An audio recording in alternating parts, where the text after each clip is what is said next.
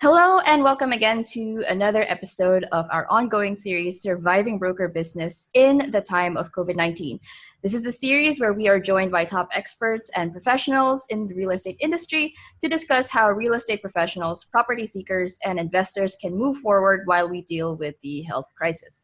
And of course, if you have any questions that you'd like to ask our panel, please ask them on the comment section, and we will try to get these answers to you as soon as possible. We will also be asking the same questions that you have on the next episode of Surviving Broker Business in the Time of COVID-19. Today, I am joined by RE/MAX Country Manager Kenneth Stern and Managing Director of KMC Savills, Inc., Michael McCullough. Kenneth and Michael, thank you so much for taking the time to share with us your insights during this current situation. And as we have done in the past two episodes, we have a set of questions for brokerage businesses, a set of questions for property seekers, investors, and we're including all the questions we received online from the past episodes as well. So let's start with the first question. From your experience and from what you're seeing right now, how are you and other broker business owners with agents handling the situation? Who wants to start? I guess I can start first. Mike, yeah. Given I guess we are a broker agency, Mm-hmm. How has it affected our business? Basically, we are now at a work from home scenario. The majority of our team successfully was able to transfer to a work from home scenario, but all of our tenant rep transactions, given that we have to do physical site viewings, are on hold. We expect this to be pretty disruptive for the next 3 to 6 months. Don't think the requirements have completely gone away, although some of our BPO clients have definitely lost some business, while some of our other BPO clients have won some business given the disruptions. So that's how it's affected us as of now, particularly for those residential agencies or agents.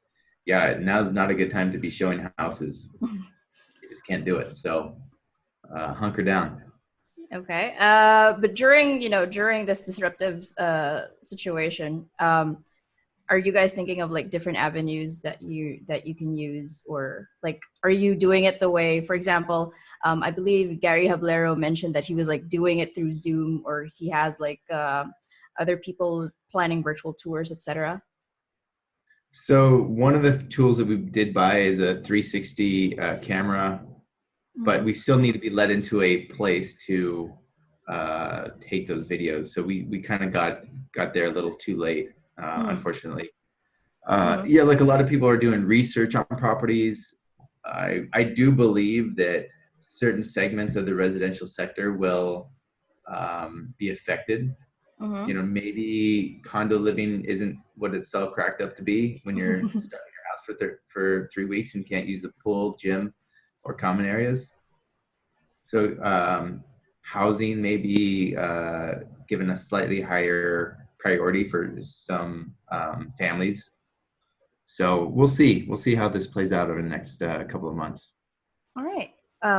Thanks. So same question for you, Ken. In terms of tools, of course, we're using like Microsoft Teams to have like daily meetings with internally, and of course, you know, we're in touch with our clients, both email and through video chat, of course. But yeah, the one thing that I think we've decided to do internally, which other people aren't, we have an entire educational course for almost every single one of our team members right now. So instead of watching Netflix all day, they're actually leveling up their skill sets. Right. I think that's one like universal thing that a lot of the broker panelists that we've had advise, like right now is the time for you to start quote unquote sharpening the saw. But now I'll take it to Kenneth. Kenneth, what are you guys doing today? How are you handling the situation? Yeah, obviously this situation has definitely affected the way we do business. So it's something that we've had to adapt to and find new ways to overcome some obstacles that we didn't even foresee coming in the past. Luckily, we've had work from home systems and processes established a while ago. So my team's completely mobile. So we're able to adapt fairly quickly. But with our business, we help operate and manage and run the brand for over 33 offices now nationwide. And those are all brokerages. So they're the ones actually showing condos and apartments and properties for sale and for rent. So, like Mike said, that side of the business has been affected. To combat that, we've adjusted. We, like you said, we're sharpening our tools in a sense that we have created a digital community now. So every day we have daily webinars, both for our agents and for our broker owners who are managing the business. Like yesterday, for example, we had to be an effective leader during the lockdown. The day before, we had retaining clients and marketing strategies during lockdown. Today we have what top producers are doing during the lockdown. So we're trying to do the best we can to help each other out. We know that nobody knows when this is going to end. Nobody has any idea what business is going to be like in a month from now, or 2 months, or 3 months. So the best thing to do is come together as a community, ask each other for advice, get through it together. So the way we've been doing that is creating these mentorship groups where they can become a family in a sense that they have someone to ask and someone to get advice from. And that's been really helpful. In terms of the systems that we've been using, a lot of it's been video chat. So we use Zoom daily. We have our WhatsApp and Viber groups, which have been nonstop. It's important not just to give property information, but we've been giving government information as well. There's been a lot of changes with BIR regulations, filing of VAT, taxation changes that affect many of our business owners. So we had to get that information out to them as soon as possible. So those channels have been very helpful for to the minute data. We also have our own centralized database. So all 33 offices input data into the same database, which is all on the cloud server now. So we're updating properties daily. It's one of those things that they have time now to actually focus on that. They've been spending most of their time, the brokerages, focusing on internal operations. We haven't really been advising them to shift on to or to keep pushing properties. That's not you have to be sensitive when you're marketing right now in this time. So what we've been doing has been more informing the market what's been going on, and then really sharpening our internal systems. So making sure our systems are as efficient as possible. We've saturated in terms of social media. We're trying to be as present as possible, in this situation as best we can. So we also, have been using the systems that RE/MAX provides us. We have a lot of like RE/MAX University, which is online training, all provided to us from the global headquarters, because it's not just a Philippine pandemic, it's a global pandemic. So every country around the world has been facing the same thing. And it's, we try and stay positive and we want to be optimistic, but at the same time, we don't know. But, we do have resources which have really helped. Like we have a weekly webinar with all the different regions around the world. And last week, Italy ran the webinar. So I got to speak to the Italy country head. And they're, say we're at the eye of the pandemic right now with the Philippines. They've already passed the eye and they're coming out the other end now, hopefully. So they're at a much more mature stage of this disease. And he was saying that, a lot of the brokers have actually started closing deals now at this point. And, if you think about it, they've been on lockdown for almost 8 weeks now, almost 2 months. So you have brokers last year who had their best year, and they had, he was saying that, they had a 2-month break because they were sick. Well, think of it now like, you have a 1 month break or 2 month break because, we're on lockdown. But after this is done, you can get back to normal and hit the ground running with your knowledge and skills and new network. And hopefully it's just like a long holiday for you in terms of your business. Right.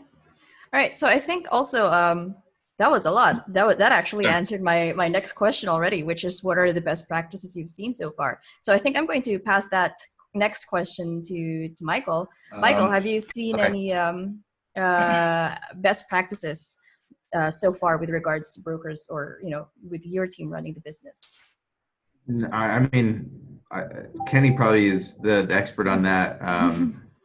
there's, we have so many different things going on in our company. We do property management, we do facilities management. Mm-hmm. So right now we have some really unique challenges, and we have really good property managers, and I think we're kind of setting the bar for how we communicate, how we make sure these properties are staying clean throughout this whole crisis. And working with vendors, I mean, it's been very tough to get certain vendors, chemicals, cleaning crews in to come and clean buildings when they're not allowed to enter or exit BGC or some of the other cities that we service. So, we've been really focused on being operational.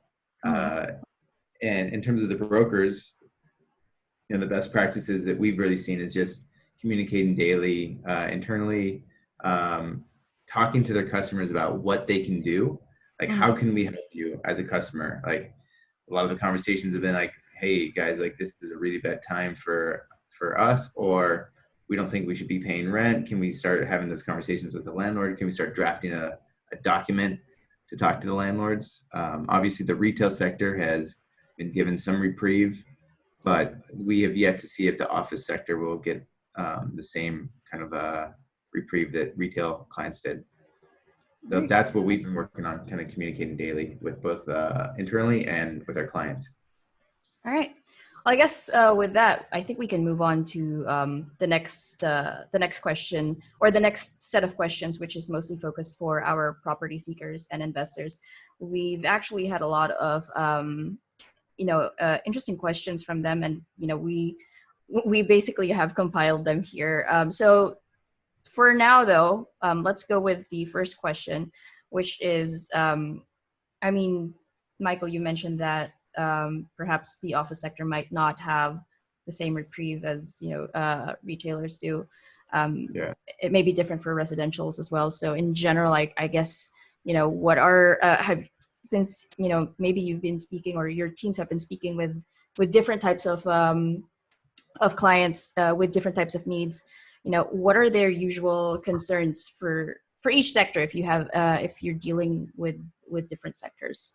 So what are their usual concerns right now that need to be sort of addressed, or that can be addressed by your so teams? we kind of serve two major segments. One is landlords, particularly in the office-based sector. And landlords are saying, when is this all going to end? When can I, safely operate these buildings? And will my tenants live through this? I think that's the kind of conversations we're having. They're very nervous that certain segments, whether BPO, KPO, traditional offices, if they're being affected by this. So, and how everyone knows that everyone's being affected, but it's going to be like, but how bad are they going to be affected? Will I be able to lease out the remaining floors of my building, or is that just going to sit empty for the next year? So those are the kind of conversations we're having with them right now.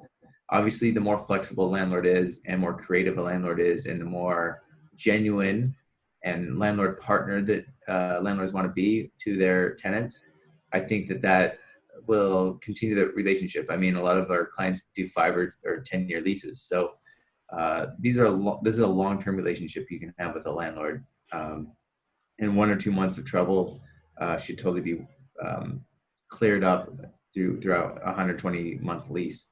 For our tenants, they're really like, we're paying for an office that no one's allowed to use. Everyone had to work from home. I had to buy a bunch of laptops. No one's helping me here. I've had to put, my admin receptionists on 3 days a week, or lay them off. So those are the kind of conversations we're hearing from our tenant rep clients.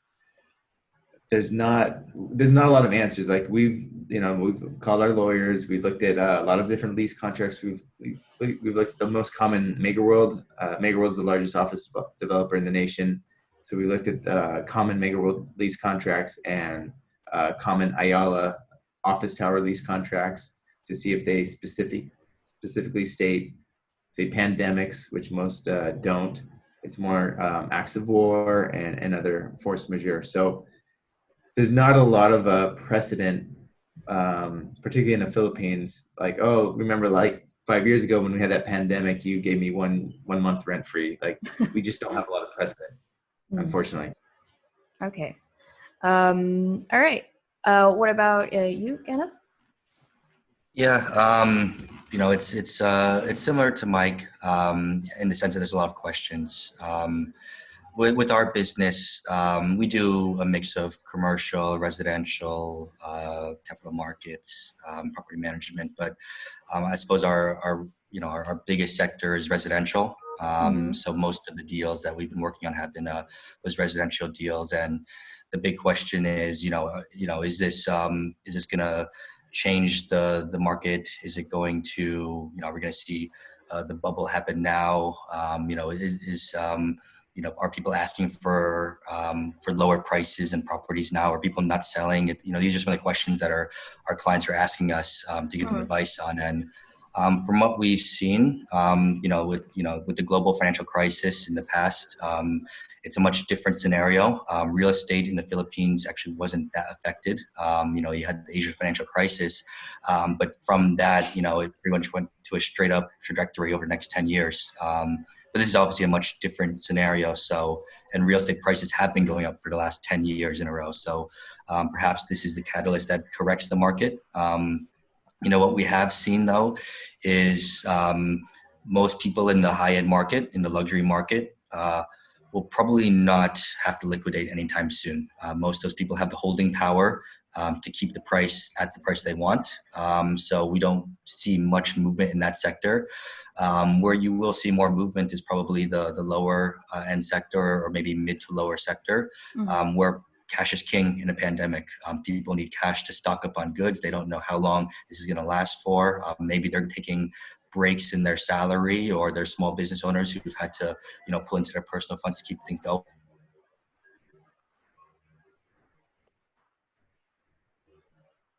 Kenneth? Need cash. Yeah. You might see them selling at a lower price where you can find some deals. Am I? Sorry, yeah, you disappeared for a bit. Can you start again where you were Yeah. discussing business owners and their Yeah. actions?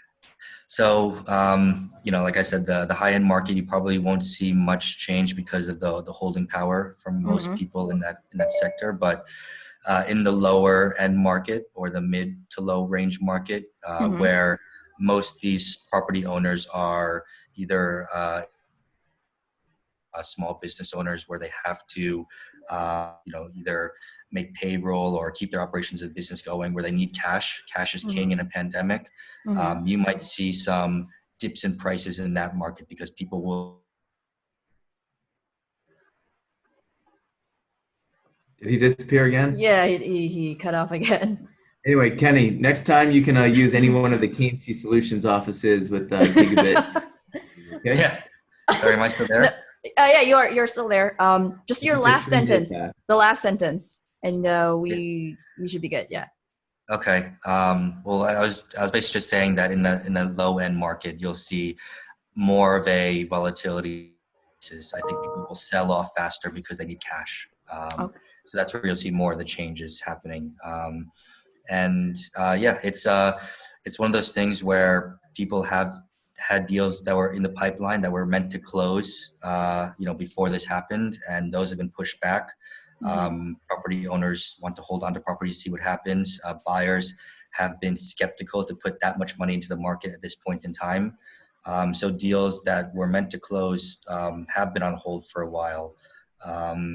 People are being a bit more flexible with their deals. We've had deals that were down payments, and the buyers asked to change a price at this point because you don't know what's going to happen. So our goal is to close the deal, but at the same time you have to be aware of what might happen in the future. So you are going to see things like that happen for at least the rest of lockdown, and if not further. So there is a lot of questions out there in the market on what's going to happen, and we start to see those actual questions become reality. All right. Well, speaking of these questions, there's another question on any real estate opportunities in the time of COVID, and well, of course, you two serve different sectors. So, who would like to start? And if you've I guess I'll spotted just any go quick. I don't opportunities, have a yeah. whole lot to say, Okay. but yeah, basically, yes, we do believe there will be opportunities in the real estate sector. I think Kenny's right that, maybe we have reached a bit of a peak after these last 10 years just going straight up. So, some of that uncertainty also causes sellers to be a lot more willing to sell for the first time in a long time. It's been a seller's market for the last 10 years. They're smart to hold on and ride that wave. But for example, we transacted a very large piece of land in the Metro Manila, and it's transacted. Deed of absolute sale has been signed, but we now can't get the taxes paid to get the titles transferred. So a lot of that's kind of stuck right now, given the fact that a lot of these government offices aren't open. So yes, I do believe there'll be opportunities across the sector, probably a lot of opportunities in hospitality. Hotels have taken a massive hit globally, not just in the Philippines. So yes, definitely plenty of opportunities to be had. Generally speaking, I do believe residential prices will hold up quite well. And everyone needs a place to live, and there's obviously 5 or 6 million housing backlog. Office space, there'll definitely be some churn. So some clients will grow, some clients will shrink. So we'll see what happens. All right. And for you, Kenneth? Yeah, Mike hit the nail on the head there. There's going to be, opportunities, but from our perspective, and I'm sure most people are seeing this, we don't know the end. So, opportunities may come in a month from now, in 2 months from now. I think we're still in the beginning stages of everything. We're less than 2 weeks into lockdown now. There's been countries that have, like I said before, on 2 months already. So there's still time. I think the main thing right now is probably to focus on just staying safe and being healthy, holding on to whatever cash you have, and just making sure you're okay. But then the opportunities will come. I think it's just a matter of waiting this out for a bit longer, though, before you see the real opportunities really coming out, though. It's been, like Mike said, all business is basically held. Everything in the government, you can't, it's very hard to close a deal now anyway. So I think the main thing that most of our brokers are doing is making sure that our clients are informed. They know what's happening, with their properties, with the market, what's going on out there. But the reality is, everything's kind of at a standstill right now until we know more information. So let's see how this next month goes. Lockdown in terms of travel is lifted on April 13th. We're hoping that, soon after that, we're back to business. But at the same time, I think we just got to be aware that this might, business might be affected long term, and there'll be opportunities for a long time to see what sectors will be the best to invest in. All right. So, well, there you have it. I think it's time to move on to answering questions from our first and second online discussions, and there's a lot to go through because we've got a good amount of people watching and sending their questions. So, by the way, if you are watching right now and you have any questions to the audience, please feel free to ask so that our panelists can get back to you. And of course, we will be asking again these same questions in the next episode for this webinar series. But let's move to the first question, and this was asked during the first episode of the series. Do you think that pre-selling prices will drop with the COVID-19 crisis? Did that happen in 2008 and 2009? Who wants to start? Can you hear me? Okay. Yeah. Yeah, go Kenny. Yeah. That's an interesting question. And I think it just kind of piggybacks on what I said before. The developers have a lot of holding power right now. Let's see how big this thing actually gets. Yeah, we lost him. We lost him for a bit. From my experience, it happens at this time too. So I'm actually relieved I still have internet. Okay. Well, Mike, do you want to step in? Yeah. You can cut Kenny out there. I'll try to finish his sentence. Okay. Kenny and I know each other a little bit, so he was saying that it may be a little too early to tell. I think he is right about that. although I do think the wiser developers will say, you know what, like 2020 is not our year. It's not maybe the world's year. Let's get this inventory moving. Particularly those slightly underfunded developers, like the kind of the second tier developers. I really think they'll be a lot more anxious about moving that inventory. So whether pre-selling prices will drop or the terms will be better, or they'll offer maybe like a fully fitted or fully finished unit or something to that effect to try to keep their prices from dropping. Yes, I do believe that a certain amount of developers will offer additional incentives for buyers, particularly in the pre-selling. So, and yeah, we saw in 2008, 2009, I was here. I got here in 2007. We definitely we didn't see that much prices drop because 2008, 2009, it only lasted about 6 to 9 months in the Philippines. We quickly moved on. But what we saw was that 4 years later, no new developments happened for like after like 4 years from 2008. So 2012, there was a massive squeeze, and the demand was had caught up, and the supply had not caught up. So then all the developers rushed into building more and more. So yeah, it caused a bit of a lag. All right. Does Kenneth, does that sort of round up what you were trying to say before you disappeared for a bit there?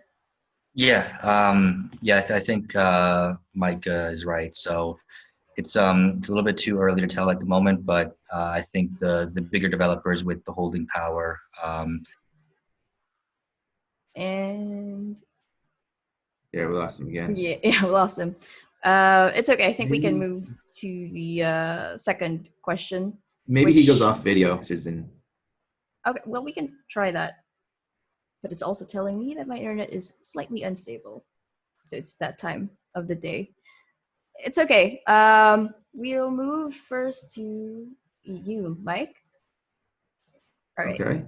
All right. So for someone who has experienced the dips in real estate history, although this question was posed for Andy Manyanak, maybe you've experienced this as well. How long did the dips last for, and how long did it take for real estate to get back up? You mentioned that it took 6 months for us to get back and get going, but have you seen anything? Yeah, like we have indexes, particularly on the rental indexes, rental of office space indexes, and the dip was went down very, very quickly, and within 9 months you saw the acceleration of rents. So I think that'll be very similar. I think this one, I believe, is going to be even shorter, and probably literally like a blip of a quarter or maybe 2 quarters, and that is it. And like everything will be business as usual.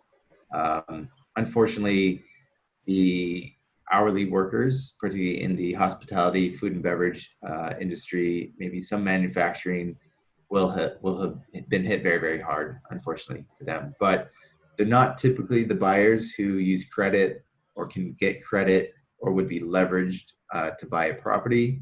So while they may not have daily sources of income, I also don't think they'll be foreclosing on their mortgages either. So it's a little different scenario this time around. All right. For you, Kenneth, what are you seeing? Is the question about the dip in the market? Yeah. How long did the dips last, and how long do you think it'll take for real estate to get back up? Yeah, I mean, typically, real estate mirrors the stock market in the sense that what happens in the stock market happens first, and then real estate will kind of, correlate with that slightly. With this, Mike's right that it's, everything happens so quickly here that, the bounce back might be quick as well in terms of back to business as usual. I think that of the industries, that are helping our economy, real estate probably is going to be one of the more stable ones. I think the property sector could probably hold out in terms of price changes and corrections a bit longer than other markets. So I think that we have some stability there. but like we're talking about before, there'll be opportunities. There'll be other. I think maybe foreign investment might come in now faster than ever because of the opportunities. Let's see what happens with the market over the next month or so. But I'm hoping, and I'm from the way it looks, hoping for a faster bounce back. If you look at the global financial crisis, it took about 12 months for the stock market to recover, which is quite long. I think, and that was dipping for more than a year. So, I think with this, it's only been about a quarter that the stock market has been really dropping. So if we're able to get through this after lockdown and the market corrects itself, we might be looking at maybe 1 or 2 quarters before that, we're back to the regular prices that we're used to. Okay. And just for clarification, are you talking about the Philippine stock market here, or? Yeah. So, the global stock market has been obviously hit massively. But yeah, I was talking about the global stock market when I was talking about the 12-month period before it recovered. All right. So from that, I guess we can now move on to the next 5 questions, which came from the second episode of our series. This one is also mostly focused on your business, but I think we've already answered this. That one question is, what is one thing your company has put in place before the quarantine that greatly helped your team ease into the new work arrangement? Kenneth, maybe you can choose like one vital thing that your team has done, and just highlight it for this question. We've been working on shifting our focus to a more digital company over the last, I'd say, 6 to 12 months. So timing wise, it actually worked that our upgraded website launched about a week ago, right before the lockdown happened. So it's been crucial with us to get information out to our brokers. So the centralized database we created has been helpful. I think information right now is probably one of the most important things you can have. So getting that information out to all our offices and all the agents in a single central database has been helpful. And now that people actually have the time to populate it with data points, it's been really helpful for our company to inform our clients and keep up to date on all the listings. All right, Michael, anything you would like to highlight from your team? Yeah, so last October, we got our ISO 9001 certification. And ISO looks at a lot of the risks and processes and risks around that process. So that really helped us as an organization out a lot. I mean, roughly 200 plus employees across 4 different islands right now. So that was that really helped. We also bought a lot of laptops. We just happened to replace a lot of people's desktops with laptops, so that made it a lot easier to get people in a work arrangement. And some of our accounting software is now accessible over the web, so that's been pretty helpful. Right. So this next question, to give you context, I believe it was Michael Maputo from Pinnacle who said that their team continuously keeps in touch with each other and talks with each other for any different changes that they have to adjust to. So I believe this is where this question comes from. What is one thing your team continuously evaluates and adjusts to during this time? Who wants to jump in? I guess I'll start with that. So yeah, there's a lot of different things that are happening with our business at the moment. But one thing that has been one of the crucial things that we've had to focus on more now than ever is the financials. So we're monitoring daily the budget. We don't know how long this is going to last for, so we have been reworking the budget, the P&L, the cash flow, every day at this point. So that's something that we've been communicating with our team, basically our financial team, to make sure that, however long this lasts for, we have got cash to keep going. At the same time, the other crucial thing with, it's communication. I think that so many different things are happening that we have to keep the retention of our clients. So I think that's one thing that we've been kind of thinking outside the box at this point.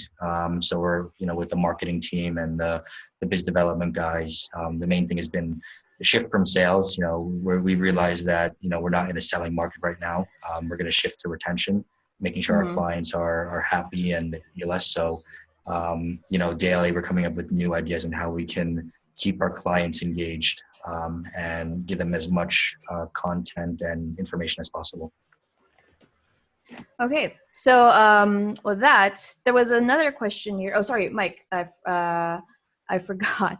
Just real quickly, I call it the 5 C's: communicate daily, customer and community support, cash, obviously, which Kenny touched on is incredibly important right now.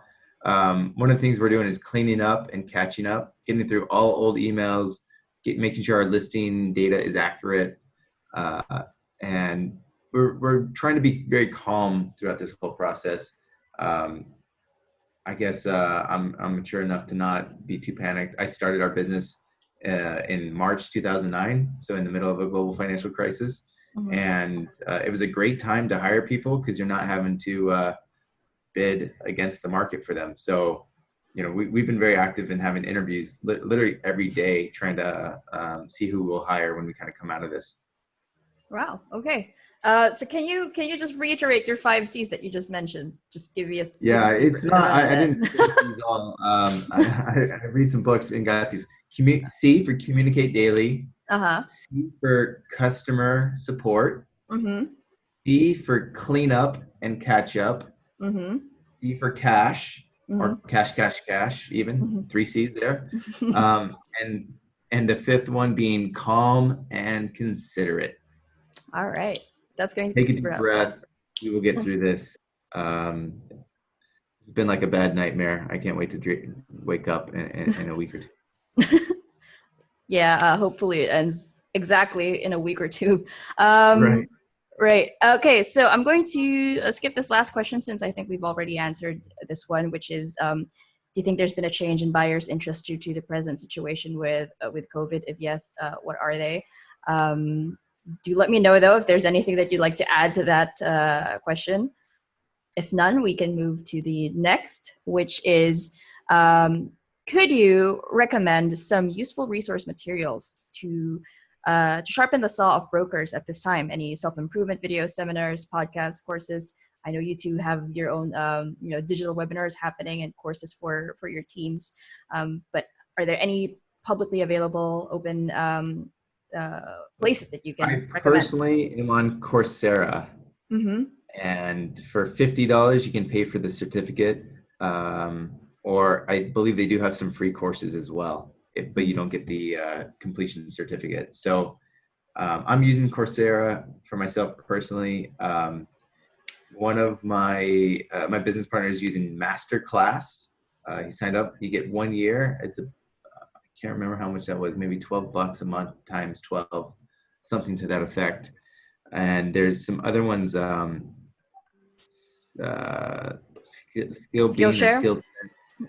Which one? Skillshare. Skillshare. That one I hear a lot about. Yeah, we've got almost all of our team doing different Skillshare courses right now. All right. And oh, okay. And Kenneth, what about you and the Remax team?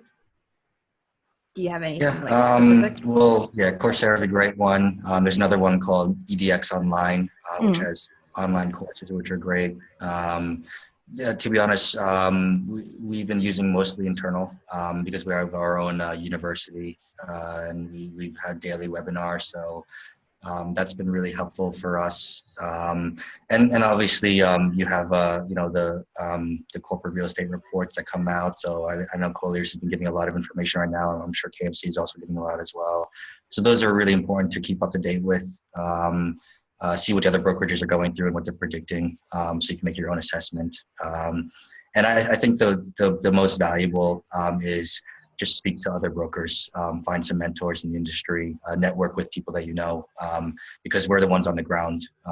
So that's been, I think, our greatest success through all this is that, the communication channels we've been talking about this whole time, that ends up being your resource, because who better to know the market than someone actually working in it still.